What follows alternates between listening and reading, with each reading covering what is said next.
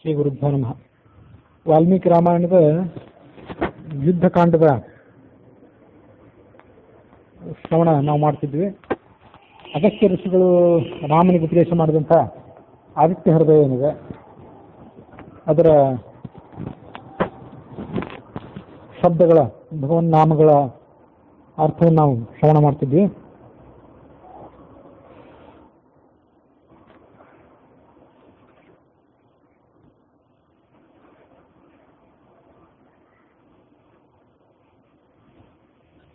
ಆತಪಿ ಮಂಡಲಿ ಮೃತ್ಯು ಪಿಂಗಲ ಸರ್ವತಾಪನಃ ಕವಿರ್ವಿಶ್ವ ಮಹಾತೇಜಾಃ ರಕ್ತಃ ಸರ್ವ ಭವೋದ್ಭವಃ. ಈ ಶ್ಲೋಕದ ಅರ್ಥ ಈ ಶ್ರವಣ ಮಾಡಬೇಕು.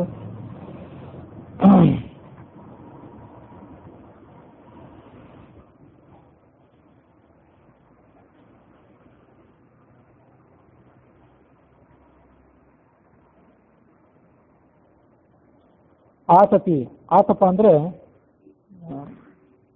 ಆಸಮಂತಾತ್ ತಪತಿ ಇದು ಆತಪ. ಸೂರ್ಯನ ಬಿಸಿಲಿಗೆ ಆತಪ ಅನ್ನುವ ಹೆಸರಿದೆ. ಯಾಕಂದ್ರೆ ಆಸಮಂತಾತ್ ಸುತ್ತಮುತ್ತಲು ಭೂಲೋಕದ ವಾಸಿಗಳಿಗೆ ಸುತ್ತಲೂ ಎಲ್ಲಾ ಕಡೆ ಅದು ಬೆಳಕನ್ನು ಕೊಡೋದ್ರಿಂದ ಮತ್ತು ಸಂತಾಪ ಮಾಡೋದ್ರಿಂದ ಅದಕ್ಕೆ ಆತಪ ಅಂತ ಹೀಗೆ ಕರೀತಾರೆ. ಆತಪಿ ಅಂದ್ರೆ ಆ ಬಿಸಿಲುಳ್ಳವನು. ಆತಪಃ ಅಸ್ಯ ಅಸ್ತಿ ಅನ್ನೋ ಕಾರಣದಿಂದ ಅವನಿಗೆ ಆತಪಿ ಅಂತ ಕರೀತಾರೆ.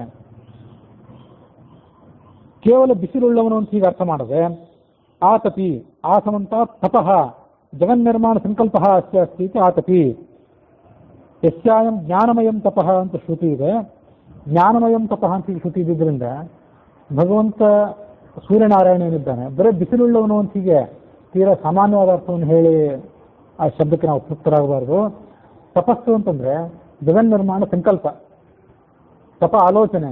ಆ ಭಗವಂತ ಈ ಸೃಷ್ಟಿಯನ್ನು ಮಾಡೋದಕ್ಕಿಂತ ಮೊದಲು ಆಲೋಚನೆ ಮಾಡಿ ಆ ಬಳಿಕ ಸೃಷ್ಟಿಯನ್ನು ಮಾಡಿದ ಅಂತ ಹೀಗಿರೋದ್ರಿಂದ ಯಾವತ್ತೂ ಕೂಡ ಜಗತ್ತನ್ನು ಹೇಗೆ ಸೃಷ್ಟಿ ಮಾಡಲಿ, ಅದನ್ನು ನಿಯಮನ ಹೇಗೆ ಮಾಡಲಿ, ಅದನ್ನು ಮತ್ತೆ ಸಂಹಾರ ಹೇಗೆ ಮಾಡಲಿ ಅನ್ನುವಂಥ ತಪಸ್ಸನ್ನು ಆತ ಮಾಡ್ತಿರ್ತಾನೆ. ಅಂಥ ಜ್ಞಾನದ ರೂಪ ಆತ. ಇನ್ನು ಮುಂದೆ ಹೇಗೆ ಮಾಡಲಿ ಅಂತ ಅದನ್ನು ಚಿಂತೆ ಮಾಡ್ತಾನೆ ಅಂತಲ್ಲ, ತದ್ವಿಷಯಕವಾದ ಜ್ಞಾನದ ಸ್ವರೂಪ ಅವನು. ಅದಕ್ಕಾಗಿ ಅವನಿಗೆ ಆತಪಿ ಅಂತ ಕರೀತಾರೆ. ಇನ್ನು ಮಂಡಲಿ, ಮಂಡಲಂ ವೃತ್ತಾಕಾರ ಬಿಂಬ ಅಸ್ಯ ಅಸ್ತಿ ಇತಿ ಮಂಡಲಿ. ಮಂಡಲ ಅಂದ್ರೆ ವೃತ್ತಾಕಾರದ ಬಿಂಬ ಅಂತ ಅರ್ಥ. ಚಂದ್ರಮಂಡಲ, ಸೂರ್ಯಮಂಡಲ ಅಂತ ಹೀಗೆಲ್ಲ ಕರೀತಾರೆ. ಅದಕ್ಕಾಗಿ ಅವನದ್ದು ಕೂಡ ವೃತ್ತಾಕಾರವಾದ ಮಂಡಲ ಇರೋದ್ರಿಂದ ಅವನನ್ನ ಮಂಡಲಿ ಅಂತ ಕರೆದಿದ್ದು ಸಾರ್ಥಕವಾಗಿದೆ. ಅದಕ್ಕೆ ಇನ್ನೊಂದು ಅರ್ಥನೂ ಹೀಗೆ ಹೇಳ್ಬೋದು. ಮಡಿಭೂಷಾಯಾಮ್ ಅಂತ ಧಾತು, ಮಡಿಭೂಷಾಯಾಮ್ ಅಂತ ಧಾತು ಇರೋದ್ರಿಂದ ಮಂಡಲ ಅಂತಂದ್ರೆ ಅಲಂಕಾರಗಳು, ಆಭರಣಗಳು ಅಂತ ಅರ್ಥ. ಕೌಸ್ತುಭ ಮೊದಲಾದ ಆಭರಣಗಳನ್ನು ಆತ ಧರಿಸಿರೋದ್ರಿಂದ ಅವನಿಗೆ ಮಂಡಲಿ ಅಂತ ಕರೀತಾರೆ. ಅದಕ್ಕೆ ಮಂಡಲಿ ಅಂತನೂ ಹೇಳ್ಬೋದು. ಮಂಡನ ಅನ್ನೋ ಒಂದು ಶಬ್ದನೂ ಕೆಲವು ಕಡೆ ನಾವು ಶ್ರವಣ ಮಾಡ್ತೀವಿ.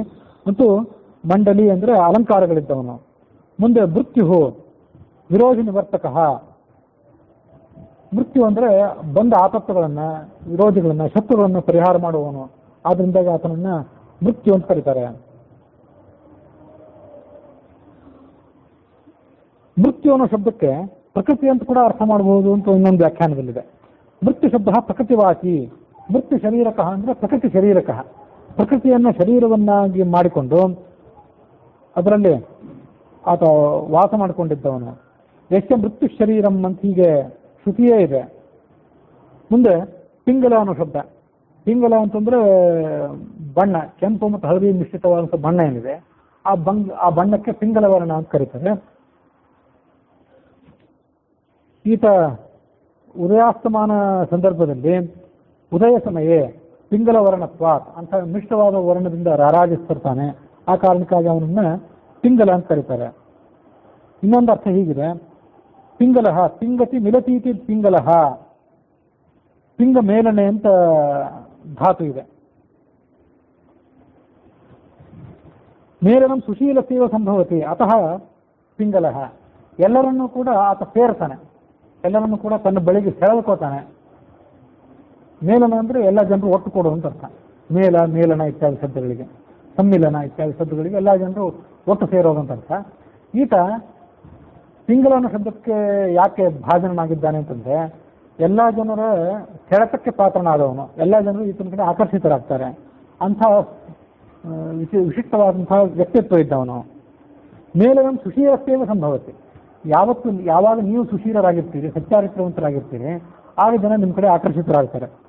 ಅತಃ ಪಿಂಗಲಃ ಸೌಶೀಲ್ಯಂ ನಾಮ ಮಹಾತ್ಮನೋ ಮೂಢೈ ಸಹ ನಿರಂಧ್ರೇಣ ಸಂಶ್ಲೇಷ ಅಂಥ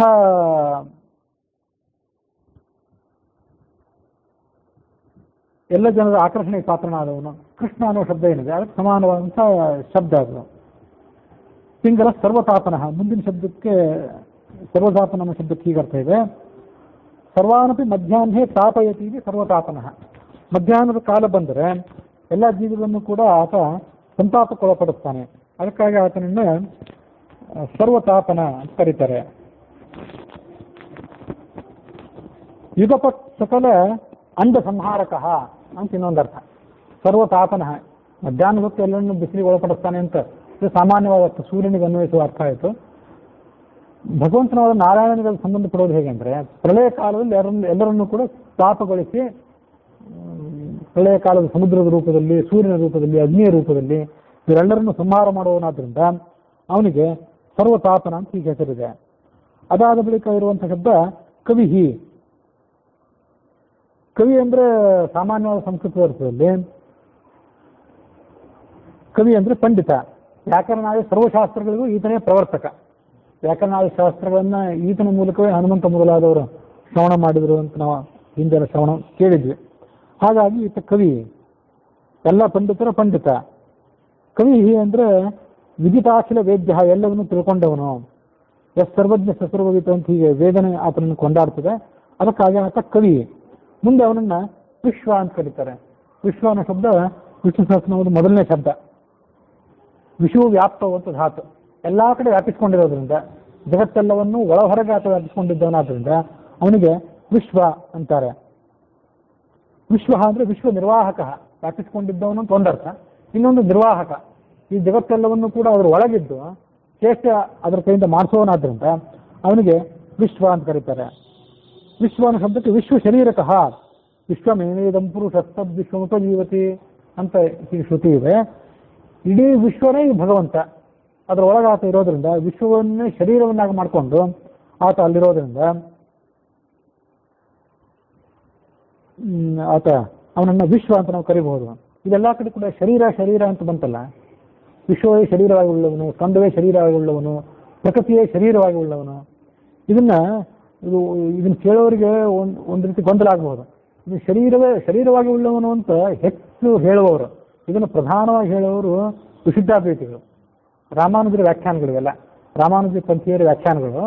ಹಾಗಾಗಿ ಭಗವಂತನಿಗೆ ಈ ಜಗತ್ತು ಒಂದು ಶರೀರ ಅನ್ನೋ ಮಾತು ಆ ಶಾಸ್ತ್ರದಲ್ಲಿ, ವಿಶಿಷ್ಟಾದ್ವೈತ ಶಾಸ್ತ್ರದಲ್ಲಿ, ವಿಶಿಷ್ಟಾದ್ವೈತ ಸಂಪ್ರದಾಯದಲ್ಲಿ ಹೆಚ್ಚು ಬರ್ತದೆ. ಆದರೆ ಅದನ್ನೇ ನಾನು ಹಾಗೆ ಹೇಳಿದೆ. ಶರೀರ ಅನ್ನುವಂತಂದ್ರೆ ತೀರಾ ಪಾರಮಾರ್ಥಿಕ ಅರ್ಥದಲ್ಲಿ ವಿಶಿಷ್ಟಾದ್ವೈತಿಗಳಿಗೂ ಮತ್ತು ಮಾಧ್ಯ ವೇದಾಂತಕ್ಕೂ ಭಿನ್ನಾಭಿಪ್ರಾಯ ಬರುವಂಥ ಅರ್ಥದಲ್ಲಿ ಅವರೇನು ಹೇಳ್ತಾರೆ ಅದು ಭಿನ್ನವಾದ ಅರ್ಥ ಇಲ್ಲಿ. ತೀರಾ ದ್ವೈತ ಮತದ ಅಭಿಪ್ರಾಯದಂತೆ ಕೂಡ, ವೈಷ್ಣವ ಮತದ ಮಾಧ್ಯ ಮತದ ಅಭಿಪ್ರಾಯದಂತೆ ಕೂಡ ಭಗವಂತ ಎಲ್ಲದರೊಳಗೆ ಇದ್ದಾನೆ ಅಂತ ಅನ್ನೋದು ಎಲ್ಲರಿಗೂ ಒಪ್ಪಿಗೆ ಆಗುವಂಥ ಸಂಗತಿನೇ. ಅದಕ್ಕಾಗಿ ಈ ಜಗತ್ತು, ಪ್ರಕೃತಿ, ಸ್ಕಂದ ಮೊದಲಾದ ದೇವತೆಗಳು, ಈ ವಿಶ್ವ, ಈ ಪ್ರಪಂಚ ಇವೆಲ್ಲವೂ ಕೂಡ ಆತನ ಶರೀರ ಅಂತ ಹೇಳಿದ್ದು ಈ ಮಾಧ್ಯ ವೇದಾಂತಕ್ಕೆ ವಿರುದ್ಧವಾದ ಅಭಿಪ್ರಾಯ ಏನಲ್ಲ. ಆದರೆ ಹೆಚ್ಚಾಗಿ ಈ ಮಾತು ಕೇಳಿ ಬರೋದು ಆ ಸಿದ್ಧಾಂತದಲ್ಲಿ. ಇವು ಆ ವ್ಯಾಖ್ಯಾನಗಳಾದ್ರಿಂದ ಆ ಮಾತು ಇಲ್ಲಿ ಬಂತಷ್ಟೆ.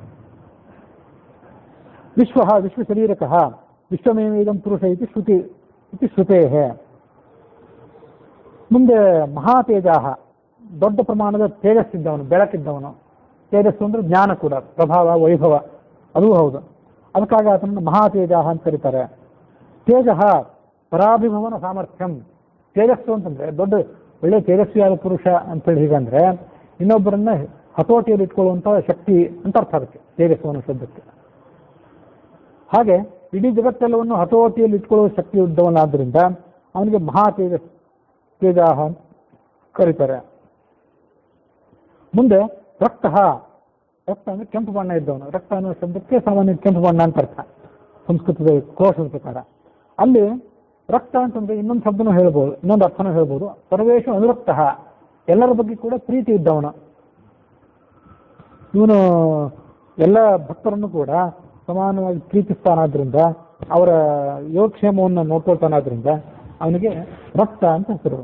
ವಿಶೇಷವಾಗಿ ಜ್ಞಾನಿಗಳ ಬಗ್ಗೆ, ಜ್ಞಾನಿ ಪ್ರಿಯತಮೋ ಅತಃ ಅಂತ ಭಗವದ್ಗೀತೆ. ಜ್ಞಾನಿ ತ್ವಾತ್ಮೈವಮೇಮತಂ, ಜ್ಞಾನಿ ಅಂದ್ರೆ ಅದು ನನ್ನ ಆತ್ಮನೇ ಅವನು ಅಂತ ಭಗವಂತ ಹೀಗೆ ಕೊಂಡಾಡಿದ್ದಿದೆ. ಅದಕ್ಕಾಗಿ ರಕ್ತ ಅಂತಂದ್ರೆ ಎಲ್ಲರಲ್ಲಿ ವಿಶೇಷವಾಗಿ ಜ್ಞಾನಿಯಲ್ಲಿ ಅನುರಕ್ತ ಆದ್ರಿಂದ ಅವನಿಗೆ ರಕ್ತ ಅಂತ ಕರೀಬಹುದು. ಸರ್ವರಂಜಕ ಅಂತ ಹೀಗೊಂದು ಅರ್ಥ ಕೂಡ ಹೇಳ್ತಾರೆ. ರಾಜ ಅನ್ನೋ ಶಬ್ದಕ್ಕೆ ಎಲ್ಲ ಜನರನ್ನು ಕೂಡ ಮನರಂಜನೆ ಮಾಡಿ ಅವರ ಯೋಗಕ್ಷೇಮವನ್ನು ನೋಡಿಕೊಂಡು ಅವರನ್ನು ಸುಖವಾಗಿಡುವವನು ಅಂತ ಹೇಗೆ ಅರ್ಥನೋ ಹಾಗೆ ರಕ್ತ ಅನ್ನೋ ಶಬ್ದಕ್ಕೂ ಅರ್ಥ. ಮುಂದೆ ಸರ್ವಭವೋದ್ಭವ,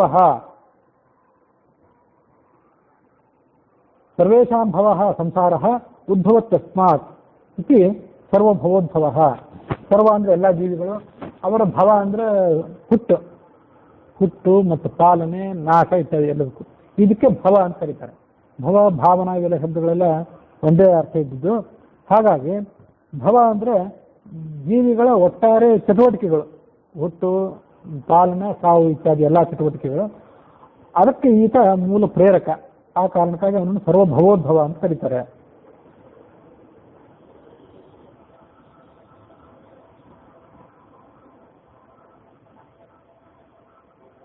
ಇನ್ನು ನಕ್ಷತ್ರ ಗ್ರಹ ತಾರಾಣ ಅಧಿಪಃ, ಇದು ಮತ್ತೊಂದು ಶಬ್ದ.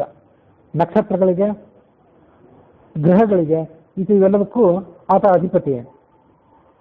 ನಕ್ಷತ್ರ ಗ್ರಹ ತಾರಾಣಾಂ ಅಧಿಪಃ, ನಕ್ಷತ್ರ ಗ್ರಹ ತಾರಾಣಾಂ ಅಂತರ್ಯಾಮಿ, ಅವುಗಳ ಒಳಗೆ ಇರುವವನು. ಅದಕ್ಕಾಗಿ ಆತನನ್ನ ನಕ್ಷತ್ರ ಗ್ರಹ ತಾರಾಣಾಂ ಅಧಿಪಃ ಅಂತ ಕರೆದಿದ್ದಿದೆ. ಶ್ರುತಿ ಹೀಗಿದೆ, ಎಸ್ ಚಂದ್ರ ತಾರಕಂ ಅಂತರೋ ಯಮಯತಿ, ಚಂದ್ರನನ್ನ, ತಾರೆಗಳನ್ನ ಇವರೆಲ್ಲರನ್ನೂ ಕೂಡ ಅಂತರಹ ಅದರ ಒಳಗಿದ್ದು ಆತ ಅವುಗಳನ್ನು ನಿಯಮನ ಮಾಡ್ತಾನೆ. ಅದಕ್ಕಾಗಿ ಆತ ನಕ್ಷತ್ರ ಗ್ರಹ ತಾರೆಗಳಿಗೆ ಅಧಿಪತಿ.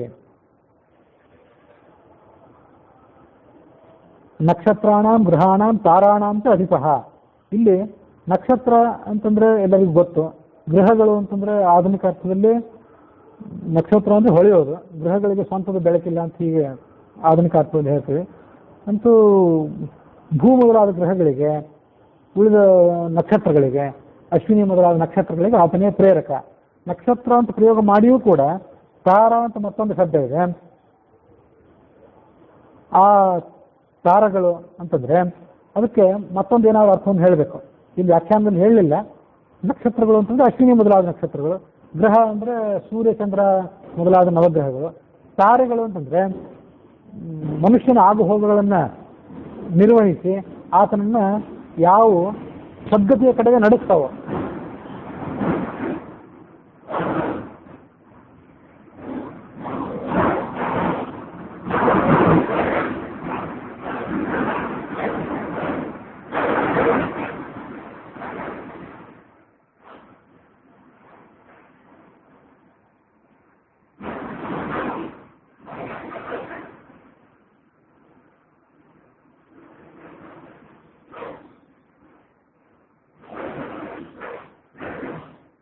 ತಾರಯಂತಿ ಇತಿ ತಾರಾಹ ಅಂತ ಹೀಗೆ ಅರ್ಥ ಮಾಡ್ಬೋದು.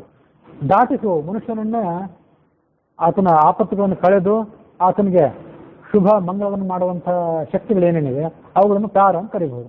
ಹೀಗೆ ನಕ್ಷತ್ರಕ್ಕೂ ತಾರಕ್ಕೂ ವ್ಯತ್ಯಾಸ ಹೇಳ್ಬೋದು ಅಂತ ನನ್ನ ಅಭಿಪ್ರಾಯ. ವ್ಯಾಖ್ಯಾನದಲ್ಲಿ ಕಾಣಿಸಿಲ್ಲ. ನಕ್ಷತ್ರ ತಾರೆಗಳಿಗೆ ಆತ ಅಧಿಪ. ಮುಂದಿನ ಶಬ್ದ ವಿಶ್ವಭಾವನ. ವಿಶ್ವಭಾವನ ಅಂದ್ರೆ ವಿಶ್ವಸ್ಥಿತಿ ಹೇತು ಅಂತ ಅರ್ಥ. ದ್ಯೌಸ್ತ ಚಂದ್ರಾರ್ಕ ನಕ್ಷತ್ರಂ ಖಂ ದಿಶೋ ಭೂರ್ಮಹೋದಧಿ ವಾಸುದೇವಸ್ಯ ವೀರ್ಯೇಣ ವಿಧೃತಾನಿ ಮಹಾತ್ಮನಃ ಅಂತ ವಿಷ್ಣು ಸಹಸ್ರನಾಮದ ಫಲಶ್ರುತಿ ಅಥವಾ ಆರಂಭದಲ್ಲಿ ಬರುವಂಥ ಮಾತಿದೆ. ದ್ಯೌಹು ಆಕಾಶ, ಸಚಂದ್ರಾರ್ಕ ನಕ್ಷತ್ರಂ, ಖಂ ಚಂದ್ರ ಗೊತ್ತು, ಆರ್ಕ ಅಂದ್ರೆ ಸೂರ್ಯ, ನಕ್ಷತ್ರ ಅಂದ್ರೆ ಉಳಿದ ಅಶ್ವಿನಿ ಮೊದಲಾದ ನಕ್ಷತ್ರಗಳು, ಅದರಿಂದ ಸಮೇತವಾದಂಥ ಆಕಾಶ, 10 ದಿಕ್ಕುಗಳು, ಭೂಮಿ, ಮಹೋದಧಿ ಅಂದ್ರೆ ಸಮುದ್ರ, ಇವೆಲ್ಲ ವಾಸುದೇವಸ್ಯ ವೀರ್ಯೇಣ ವಿಧೃತಾನೆ, ಭಗವಂತನ ಶಕ್ತಿಯಿಂದಲೇ ಇವೆಲ್ಲ ಆಧೃತವಾಗಿ ಜಗತ್ತಿನಲ್ಲಿ ನಿಂತುಕೊಂಡಿವೆ. ಇವುಗಳ ಸ್ಥಿತಿಯೆಲ್ಲವೂ ಕೂಡ ಅವನನ್ನೇ ಅವಲಂಬಿಸಿದ್ದ. ಅದಕ್ಕಾಗಿ ಅವನನ್ನು ವಿಶ್ವಭಾವನ ಅಂತ ಕರೀತಾರೆ.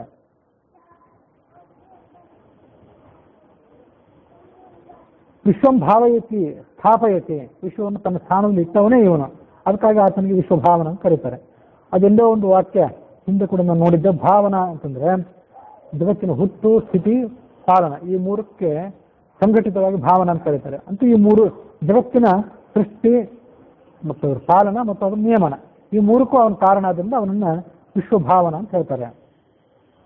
ತೇಜಸಾಮಪಿ ತೇಜಸ್ವಿ, ಎಲ್ಲ ತೇಜಸ್ಸುಗಳಿಗೂ ಆತ ದೊಡ್ಡ ತೇಜಸ್ವಿ.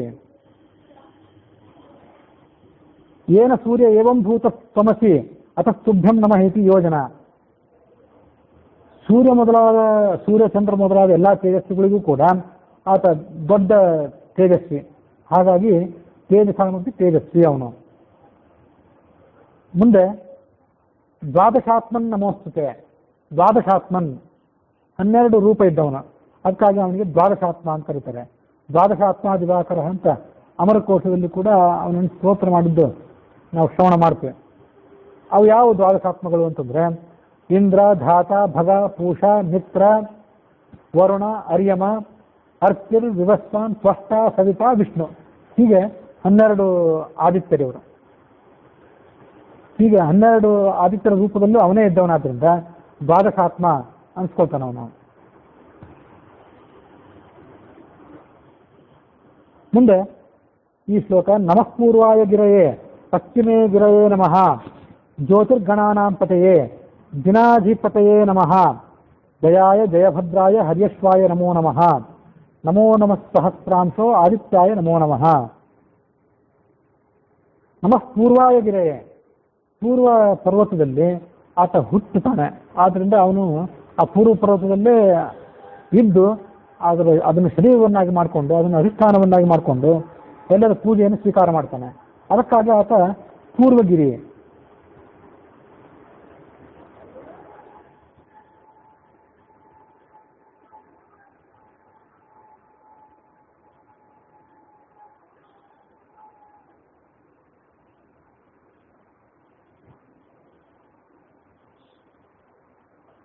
ವಿಷ್ಣು ಪುರಾಣ ಮೊದಲಾದ ಪುರಾಣಗಳಲ್ಲಿ ಆ ಪೂರ್ವಗಿರಿಯಲ್ಲಿ ಅಂತರ್ಗತವಾದಂತಹ ಭಗವಂತನ ರೂಪಗಳ ವರ್ಣನೆ ಮಾಡಿದ್ದಾರೆ. ಅದಕ್ಕಾಗಿ ಆತ ಪೂರ್ವಗಿರಿ. ಹಾಗೆ ಪಶ್ಚಿಮೇ ಗಿರಯೇ ನಮಃ, ಪೂರ್ವಗಿರಿ, ಪಶ್ಚಿಮಗಿರಿ, ಹೀಗೆ ಎಲ್ಲ ಪರ್ವತಗಳಲ್ಲೂ ಆತ ಅಧಿಷ್ಠಾನವ ರೂಪವಾಗಿದ್ದವನು. ಜ್ಯೋತಿರ್ಗಣಾನಾಂ ಪತಯೇ, ಜ್ಯೋತಿಷ್ ಅಂತಂದ್ರೆ ಸಾಮಾನ್ಯವಾಗಿ ನಕ್ಷತ್ರ ಅಂತ ಅರ್ಥ. ಆ ನಕ್ಷತ್ರ ಗ್ರಹನ್ನು ಅದರ ಜೊತೆಗೆ ತಗೊಳ್ಬಹುದು. ಅದಕ್ಕಾಗಿ ಜ್ಯೋತಿರ್ಗಣಗಳಿಗೆ, ನಕ್ಷತ್ರ ಗ್ರಹಗಳಿಗೆಲ್ಲದಕ್ಕೂ ಆತ ಅಧಿಪತಿ. ಹೀಗೆ ಜ್ಯೋತಿರ್ಗಣಾನಾಂ ಪತಯೇ ಅನ್ನೋದಕ್ಕೆ ಅರ್ಥ.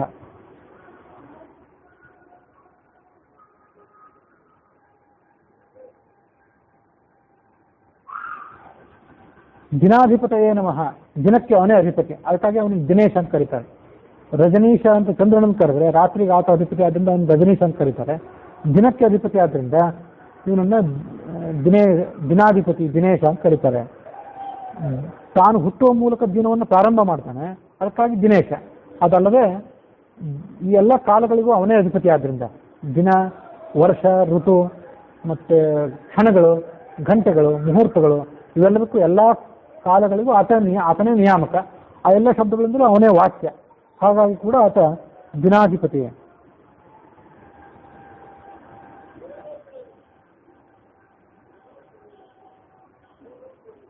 ಇಲ್ಲಿ ಜ್ಯೋತಿರ್ಗಣಾನಾಂ ಪತಯೇ ಅಂತ ಹೀಗೆ ಅರ್ಥ ಬಂತಲ್ಲ, ಆ ಜ್ಯೋತಿರ್ಗಣಗಳು ಅಂತಂದ್ರೆ ಬರೇ ನಕ್ಷತ್ರ ಗ್ರಹಗಳು ಅಂತ ಅರ್ಥ ಅಲ್ಲ. ಮುಕ್ತಾನಾಂ ಪತಯೇ ಸ್ವಾಮಿನೇ, ಮುಕ್ತರಿಗೆ. ಜ್ಯೋತಿರ್ಗಣಗಳು ಅಂದ್ರೆ ಮುಕ್ತ ಜೀವಿಗಳು. ನಕ್ಷತ್ರಗಳಂತೆ ಆ ಮುಕ್ತ ಲೋಕದಲ್ಲಿ ರಾರಾಜಿಸುವವರು, ಶೋಭಿಸುವವರು. ಅದಕ್ಕಾಗಿ ಅವರಿಗೆ ಜ್ಯೋತಿರ್ಗಣಗಳು ಅಂತ ಕರೀತಾರೆ. ಅದಕ್ಕಾಗಿ ಅವರಿಗೆ ಅಧಿಪತಿ ಆದ್ರಿಂದ ಜ್ಯೋತಿರ್ಗಣಾನಾಂ ಆತ ಅಧಿಪತಿ.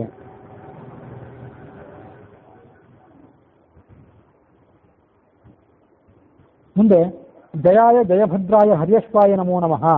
ಜಯಾಯ ಅನ್ನೋ ಶಬ್ದ ಮೊದಲನೇ ಶಬ್ದ ಇದೆ. ಜಯಾಯ ಅಂದ್ರೆ ಉಪಾಸಕಾನಾಂ ಜಯಕರಾಯ, ತನ್ನನ್ನು ಯಾರು ಉಪಾಸನೆ ಮಾಡ್ತಿರ್ತಾರೆ ಅವರಿಗೆ ಜಯ ಕೊಡುವವನು. ಅದಕ್ಕಾಗಿ ಆತನನ್ನು ಜಯ ಅಂತ ಕರೀತಾರೆ. ಅಪ್ರತಿಹತ ಪರಾಕ್ರಮ, ಅವನ ಪರಾಕ್ರಮಕ್ಕೆ ಯಾರೂ ಸಾಟಿ ಇಲ್ಲ, ಯಾರೂ ಎದುರಿಲ್ಲ. ಆ ಕಾರಣಕ್ಕಾಗಿ ಆತ ಜಯ. ಮುಂದೆ ಜಯಭದ್ರ ಅಂತ ಶಬ್ದ ಇದೆ. ಜಯಭದ್ರಯೋ ಪ್ರದಾತ್ರೆ, ಜಯ ಅಂದರೆ ಗೆಲುವು, ಭದ್ರ ಅಂದರೆ ಮಂಗಳ. ಜೀವನಿಗೆ ಆ ಜೀವಮಾನದಲ್ಲಿ ಸಿಗಬೇಕಾದಂಥ ಎಲ್ಲ ಮಂಗಳಗಳು, ಹುಟ್ಟಿದ ಆರೋಗ್ಯ ಸಿಗು ಮತ್ತು ಸಾಯುವ ತನಕ ಸಿಗಬೇಕಾದಂಥ ಎಲ್ಲ ಶುಭ ಮಂಗಳಗಳನ್ನು ಕೊಡುವನಾದ್ರಿಂದ ಅವನನ್ನು ಜಯಭದ್ರ ಅಂತ ಕರೀತಾರೆ.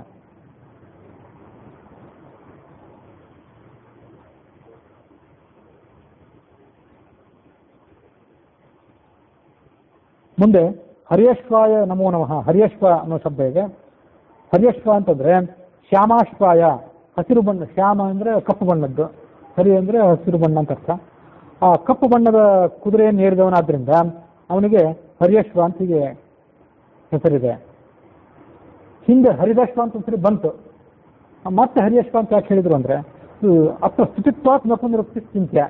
ಸ್ತೋತ್ರ ಆದ್ರಿಂದ ಅನೇಕ ಶಬ್ದಗಳನ್ನು ಮೇಲಿನ ಮೇಲೆ ಹೇಳ್ತಿರ್ತಾರೆ, ಅದಕ್ಕೆ ಪುನರುಕ್ತಿ ಅಂತ ಅರ್ಥ ಮಾಡ್ಕೊಳ್ಬಾರ್ದು. ಇಲ್ಲದೇ ಇದ್ರೆ ಪುನರುಕ್ತಿ ಇದು ಶಾಸ್ತ್ರ ಆದ್ರಿಂದ ಒಂದೇನಾದ್ರು ವಿಶಿಷ್ಟವಾದ ಅರ್ಥನ ಹೇಳಬೇಕು, ಅಲ್ಲಿ ಬಿಟ್ಟಿದ್ದಕ್ಕಿಂತ ಇಲ್ಲೊಂದು ವಿಶಿಷ್ಟವಾದ ಅರ್ಥ ಹೇಳಬೇಕು. ಒಂದು ಕಡೆ ಹರ್ಯಶ್ವ ಅಂತಂದ್ರೆ ಹಸಿರು ಬಣ್ಣದ ಕುದುರೆಯನ್ನು ಏರಿ ಆಕಾಶ ಸಂಚಾರ ಮಾಡುವಂತ ಅರ್ಥ ಮಾಡಬೇಕು.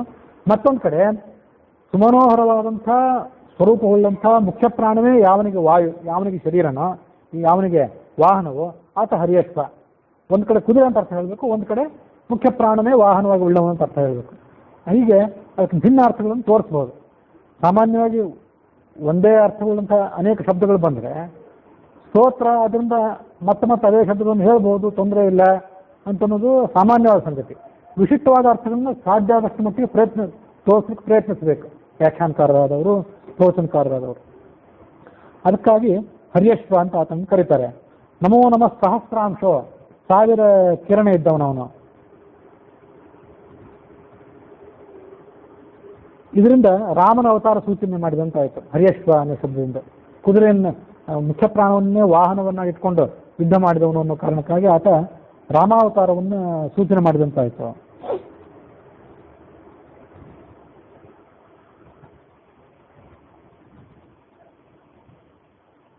ಸಹಸ್ರಾಂಶ ಅಂತ ಅವನು ಕರೀತಾರೆ.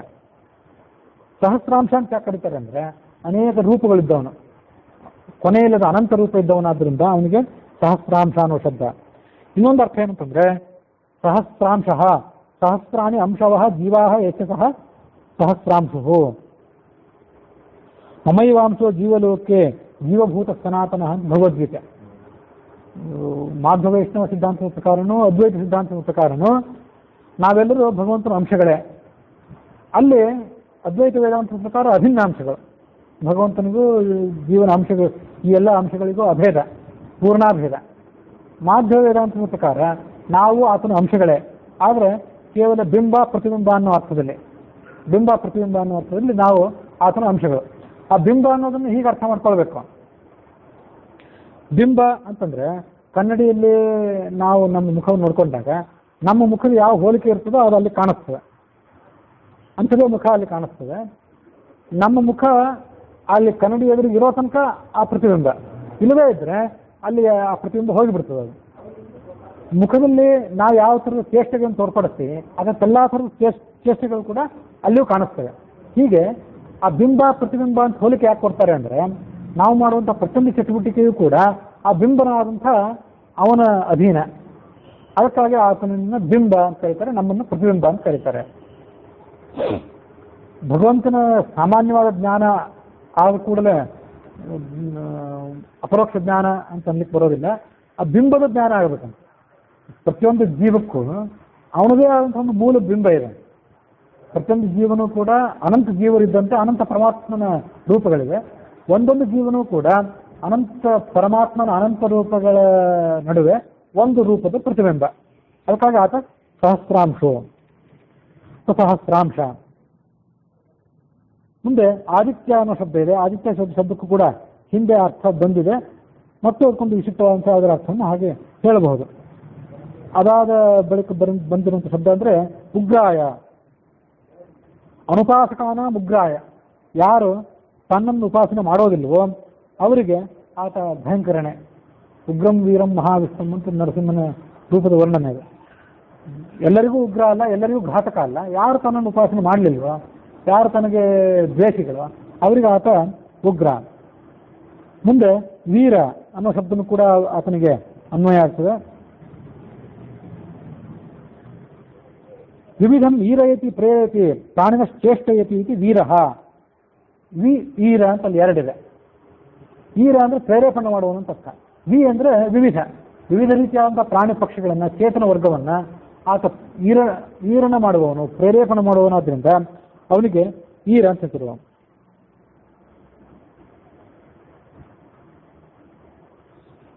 ಸಾರಂಗಾಯ ನಮೋ ನಮಃ ಅಂತ ಸಾರಂಗ ಅಂತ ಶಬ್ದ ಇದೆ. ಸಾರಂಗ ಅನ್ನೋ ಶಬ್ದಕ್ಕೆ ಹೀಗೆ ಅರ್ಥ ಹೇಳಬೇಕು. ಸಾರಂ ಶೀಘ್ರಂ ಗಚ್ಚತಿ ಇದು ಸಾರಂಗ. ಸಾರಂ ಅಂದ್ರೆ ಶೀಘ್ರವಾಗಿ ಅಂತ ಅರ್ಥ. ಅನ್ನೋ ಅಲ್ಲೇನು ಅವಶೇಷ ಉಳಿದಿದೆ, ಅದಕ್ಕೆ ಹೋಗುವವನು ಅಂತ ಅರ್ಥ.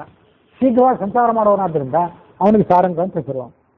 ಏಕೇನ ನಿಮಿಷಾರ್ಧೇನ 2000 ಯೋಜನೆ ಗಚ್ಚತಿ ಇದು ಪುರಾಣ ಪ್ರಸಿದ್ಧಿ. ಒಂದು ನಿಮಿಷಕ್ಕಲ್ಲ, ನಿಮಿಷಾರ್ಧೇನ, ಅರ್ಧ ನಿಮಿಷಕ್ಕೆ ಆತ 2000 ಯೋಜನದಷ್ಟು ಪ್ರಯಾಣ ಮಾಡ್ತಾನೆ ಅಂತರಿಕ್ಷದಲ್ಲಿ. ಇದು ಸೂರ್ಯನಿಗಾಯಿತು, ನಾವು ನೋಡುವಂಥ ಸೂರ್ಯನಿಗೆ ಸಂಬಂಧಪಟ್ಟಂತೆ ಈ ಶಬ್ದ ಆಯಿತು. ಆ ಭಗವಂತ ಏನಿದ್ದಾನೆ ಅವನು ಕೂಡ ಮಹಾ ವೇಗಶಾಲಿ. ಅದಕ್ಕಾಗಿ ಆತನನ್ನ ಸಾರಂಗ ಅಂತ ಕರೀತಾರೆ. ಅಥವಾ ಇನ್ನೊಂದು ಶಬ್ದ ರಚನೆ ಹೇಳ್ಬೋದು, ಸಾರಗ್ರಾಹಿಣೆ. ಸಾರಂ ಗಮಯತೆ. ನೀವು ಕೊಟ್ಟಂಥ ಪದಾರ್ಥಗಳೇನಿದೆ, ನಿವೇದನೆ ಮಾಡಿದಂಥ ಪದಾರ್ಥಗಳೇನಿದೆ, ಇದೆಲ್ಲ ಪ್ರಾಕೃತಿಕವಾದ ಪದಾರ್ಥಗಳು. ಈ ಪ್ರಾಕೃತವಾದಂಥ ಅನ್ನ ಭಕ್ಷ್ಯಾದಿಗಳನ್ನ ಆತ ಸ್ವೀಕಾರ ಮಾಡೋದಿಲ್ಲ. ಅದರೊಳಗೆ ಏನು ಸಾರ ಭಾಗ ಇದೆ, ಅಪ್ರಾಕೃತವಾದಂಥ ರಸ ಇದೆ, ಅದನ್ನಷ್ಟೇ ಆತ ಸ್ವೀಕಾರ ಮಾಡ್ತಾನೆ. ಅದಕ್ಕಾಗಿ ಆತನನ್ನ ಶುಭ ಸಾರ ಭೋಕ್ತ ಅಂತ ಕರೀತಾರೆ. ನೈವೇದ್ಯ ನಾವು ಇಟ್ಟಾಗಲೂ ಕೂಡ ಇದನ್ನೇ ತಿನ್ನು ಅಂತ ಅವನಿಗೆ ಅನ್ನಬಾರದು. ಆತನ ದಿವ್ಯ ವ್ಯಕ್ತಿತ್ವಕ್ಕೆ ಅದು ಅಪಚಾರ. ಇದು ಪ್ರಾಕೃತವಾದದ್ದು, ಪ್ರಾಕೃತವಾದ ಅನ್ನ ಸಾರುಗಳು. ಇವುಗಳನ್ನ ಆ ಅಪ್ರಾಕೃತವಾದ ದಿವ್ಯಮಂಗಳ ವಿಗ್ರಹ ಇದ್ದವನು ತಿಂತಾನೆ ಅಂತ ಅವನಿಗೆ ಅಪಚಾರ.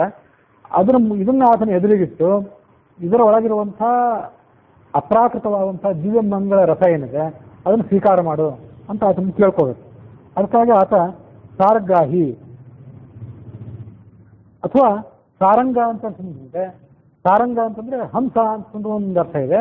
ಹಂಸ, ಈತನು ಕೂಡ ಹಂಸ ನಾಮಕ ಪರಮಾತ್ಮ ಏನಿದ್ದಾನೆ ಅವನಿಗೆ ಅನ್ವಯ ಆಗುವಂಥ ಶಬ್ದ ಇದು. ಯದ್ವಾ ಹಂಸಾವತಾರಾಯ ಯದ್ವಾ ಸಾರಂ ಪ್ರಣವ ತೇನ ಗಮ್ಯತೆ ಇದು ಸಾರಂಗ. ಸಾರೇಣ ಗಮ್ಯತೆ ಇದು ಸಾರಂಗ. ಓಂಕಾರದಿಂದ ಆತ ಪ್ರತಿಪಾದ್ಯನಾದ್ರಿಂದ ಅವನಿಗೆ ಸಾರಂಗ ಅಂತ ಹೆಸರಿದೆ. ಇದು ಕೂಡ ತುಂಬಾ ಅದ್ಭುತವಾದ ಅರ್ಥನೆ. ಯಾಕೆಂದ್ರೆ ಓಂಕಾರ ಏನಿದೆ ಅದು ಎಲ್ಲ ವೇದಗಳ ಸಾರ. 3 ವೇದಗಳ ಸಾರವೇ ಪುರುಷ ಸೂಕ್ತ. 3 ವೇದಗಳಿಗೆ ಪ್ರತೀಕವಾಗಿ ಪುರುಷ ಸೂಕ್ತದಲ್ಲಿ 3 ವರ್ಗ. ಆ ಪುರುಷ ಸೂಕ್ತದ 3 ವರ್ಗಗಳಿಗೆ ಪ್ರತೀಕವಾಗಿ ಓಂಕಾರದಲ್ಲಿ ಅ ಉ ಮ ಅನ್ನೋ 3 ಶಬ್ದಗಳು. ಹಾಗಾಗಿ ವೇದಗಳ ಸಾರ ಅದಾದ್ರಿಂದ ಅದರಿಂದ ಇದು ಪ್ರತಿಪಾದನಾದ್ರಿಂದ ಸಾರಂಗ. ಮುಂದೆ ನಮಃ ಪದ್ಮ ಪ್ರಬೋಧಾಯ, ಪದ್ಮಗಳನ್ನು ಎಚ್ಚರಿಸುವವನು. ಬೆಳಗಿನ ಹೊತ್ತಿನಲ್ಲಿ ಆತ ಉದಯಿಸಿದರೆ ರಾತ್ರಿ ಹೊತ್ತು ಮುದುಗಿದ್ದಂಥ ಕಮಲದ ಮೊಗ್ಗೆಲ್ಲ ಮತ್ತು ಅರಳುತ್ತದೆ ಅಂತ ಹೀಗೆ ನಾವು ನೋಡ್ತೀವಿ. ಅದಕ್ಕಾಗಿ ಆತ ಪದ್ಮ ಪ್ರಬೋಧ. ಅದಲ್ಲದೆ ಪದ್ಮ ಅಂತಂದ್ರೆ ಲಕ್ಷ್ಮೀದೇವಿ. ಆ ಲಕ್ಷ್ಮೀದೇವಿಗೆ ಪ್ರಬೋಧ, ಜ್ಞಾನವನ್ನು ಕೊಡುವವನು, ಅವಳಿಗೆ ಸಂತೋಷ ಕೊಡುವವನು ಅಂತ ಹೀಗೆ ಮತ್ತೊಂದು ಅರ್ಥ ಕೂಡ ಅದಕ್ಕೆ ನೋಡ್ಬೋದು.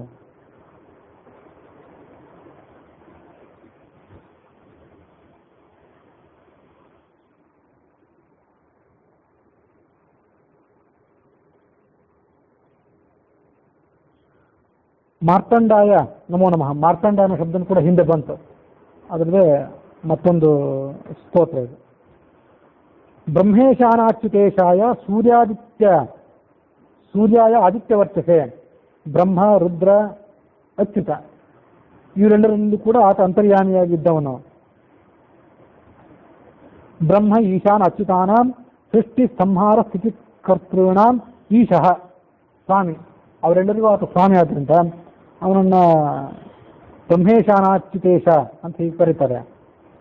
ಪರಬ್ರಹ್ಮ ಅವನು, ಅಸಾವಾದಿತ್ಯೋ ಬ್ರಹ್ಮ ಅಂತ ಹೀಗೆ ಶ್ರುತಿ ಹೇಳಿದ್ದಿದೆ. ಇಲ್ಲಿ ಬ್ರಹ್ಮೇಶಾನಾಚ್ಯುತೇಶ ಅಂತ ಶಬ್ದ ಬಂತು. ಬ್ರಹ್ಮನಿಗೆ ಅಂದ್ರೆ ಚತುರ್ಮುಖ ಬ್ರಹ್ಮನಿಗೆ, ಈಶಾನ ಅಂದ್ರೆ ರುದ್ರ, ಅವರಿಬ್ಬರಿಗೂ ಈಶ ಅನ್ನೋದು ಸರಿ. ಅಚ್ಯುತ ಅಂದ್ರೆ ಸ್ವಯಂ ವಿಷ್ಣು, ಅವನಿಗೆ ಈತ ಹೇಗೆ ಈಶಾ ಅಂತಂದ್ರೆ ಆ ಅಚ್ಯುತೇಶ ಅಂತ ಏನಿದೆ, ಬ್ರಹ್ಮ, ಈಶಾನ, ಅಚ್ಯುತ ಈ 3 ಜನರಿಗೆ ಈಶಾ ಅಂತ ಅರ್ಥ ಮಾಡಿದ್ರೆ, ಬ್ರಹ್ಮ ಮತ್ತು ಈಶಾನರಿಗೆ ಈತ ಅಚ್ಯುತೇಶ ಅಂತ ಹೀಗೆ ಬೇರೆ ಅರ್ಥ ಮಾಡಬೇಕು. ಅಚ್ಯುತೇಶ ಅನ್ನೋದು ಒಂದು ಶಬ್ದ, ಬ್ರಹ್ಮೇಶಾನ ಅಂತ ಒಂದು ಶಬ್ದ. ಬ್ರಹ್ಮ ಮತ್ತು ರುದ್ರರಿಗೆ ಈತ ಅಚ್ಯುತೇಶ, ಅನಾದಿ ಕಾಲದಿಂದ ಆತ ನಿಯಾಮಕ, ಕೊನೆ ಇಲ್ಲದಂತೆ, ಅಚ್ಯುತ ಚ್ಯುತಿ ಇಲ್ಲದಂತೆ ಅವರಿಗಾತ ನಿಯಾಮಕ, ಅವರಿಗಾತ ಅಂತರ್ಯಾಮಿ, ಹೀಗೆ ಅರ್ಥ ಹೇಳ್ಬೋದು. ಸರ್ವ ಆಪತ್ಸತಿ ಪಾಲಕ, ಬ್ರಹ್ಮ ಈಶ್ವರನಿಗೂ ಕೂಡ ಬಂದಂಥ ಆಪತ್ತುಗಳನ್ನು ಆತ ತೊಡೆದು ಹಾಕೋನಾದ್ರಿಂದ ಆತ ಬ್ರಹ್ಮೇಶಾನಾಚ್ಯುತೇಶ.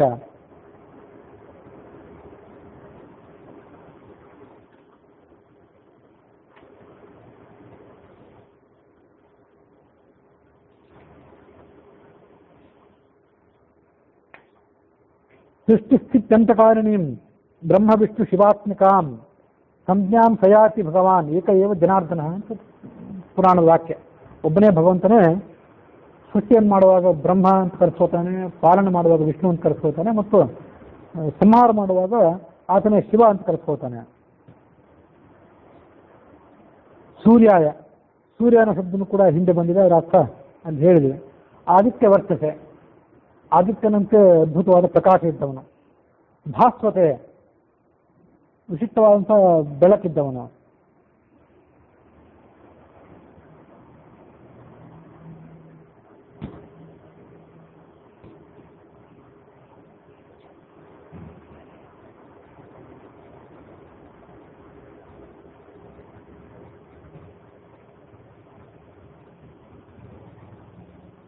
ಸರ್ವಭಕ್ಷಾಯ ಅಂದರೆ ಸರ್ವ ಸಂಹರ್ತೆ, ಎಲ್ಲರನ್ನು ಕೂಡ ನಾಶ ಮಾಡುವನು ಪ್ರಳಯ ಕಾಲದಲ್ಲಿ.